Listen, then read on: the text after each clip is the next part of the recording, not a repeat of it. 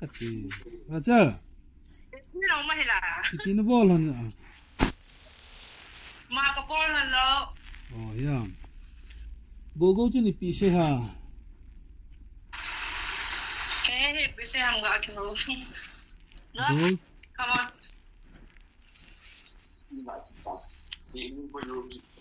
Dia nga ko idam. Dia nga ki ka la tu. Pulis sang nga ka la dia. Na play. Hoi. Go. Acha. Go atupin ipiham. Ipithuta go. Kan bet sao chui chu. Ipipi lehin sim na tungo ipiji ham on sein lang go. Ipi na ball pa kita. Ipi on ka ball. Imsa ka ball po go. No video, no calling. I am not do.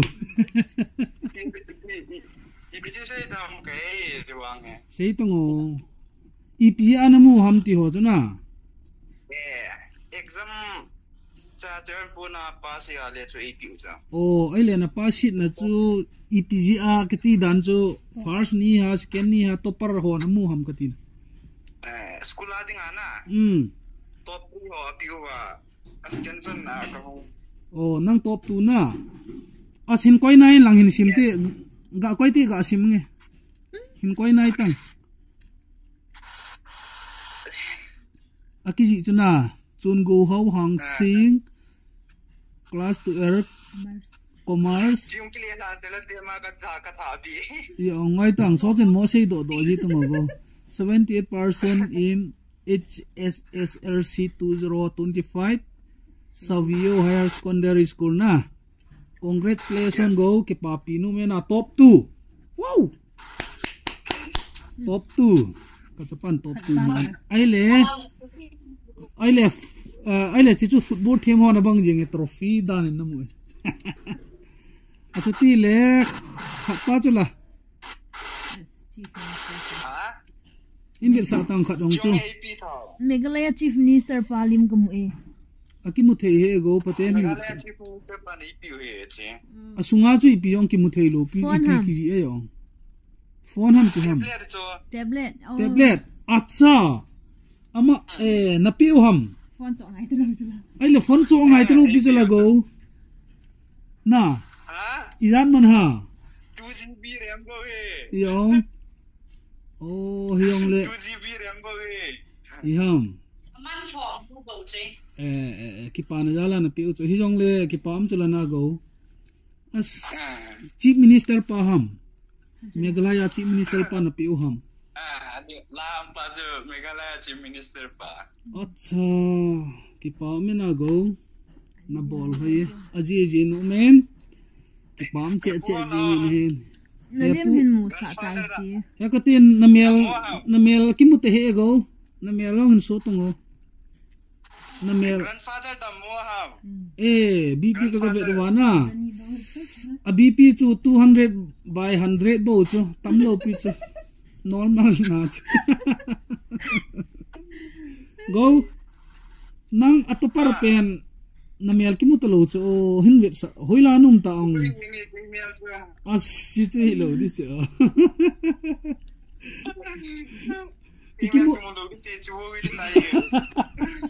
ikimu lo na so te gangin ne katera chal nang la hoya num taong as go hoy nga me na limnong naga koi piu na Blur ta. Blal kita cho kinolhon ta na melhon hoila na koilon rachal hoila na ge tanang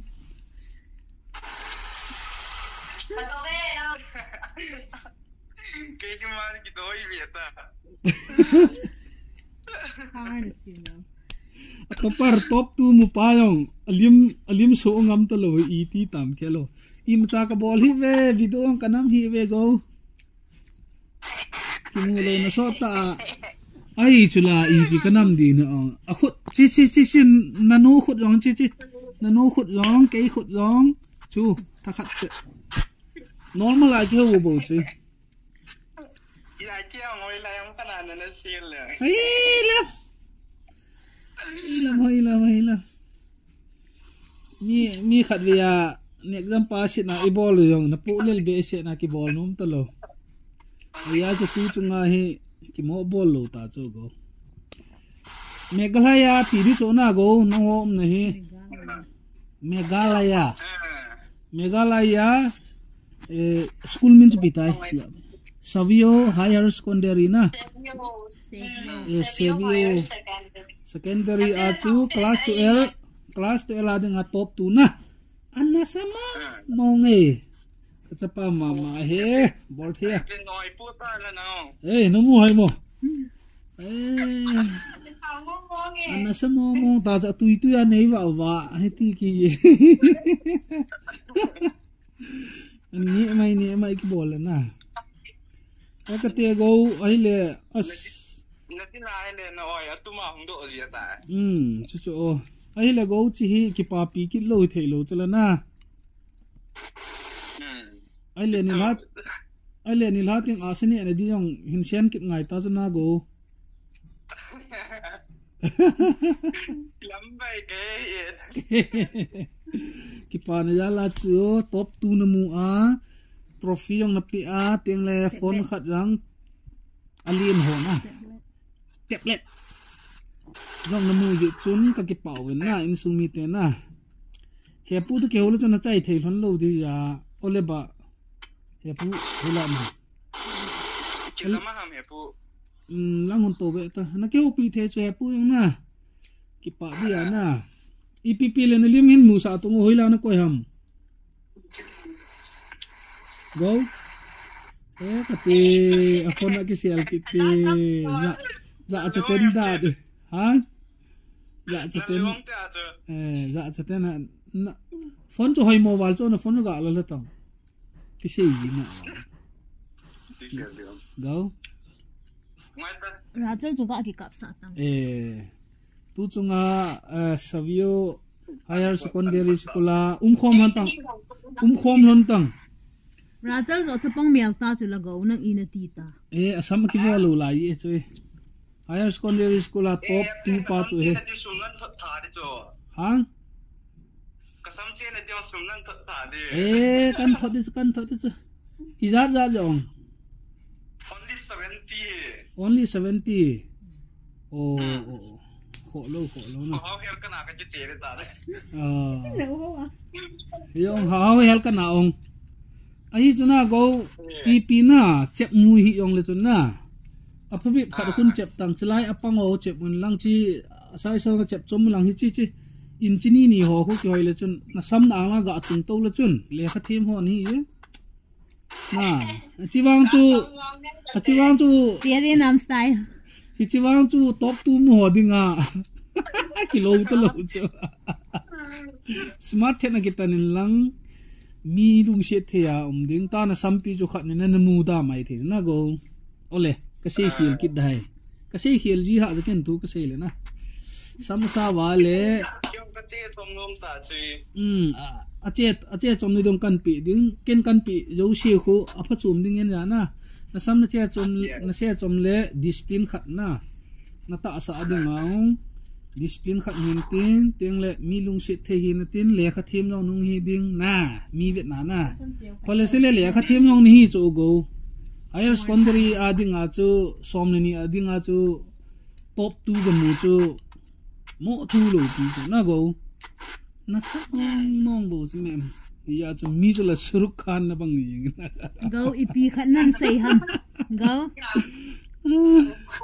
ipi khat nan sei am na palen jun chan san la akin hita chu kati za thei le jing a phe go ki pa min ani ki ho na chen chun ngai tin na vlog jong ki chai tan na tu chun tu chun tun ka bilkul hur jong la vlog cho ki chai tan na ai chu he pu to ki ho ta ki pa me zo teng le zanga kan thot chu a san ki to landing sam na ki wor chu ai lo ole ki pa me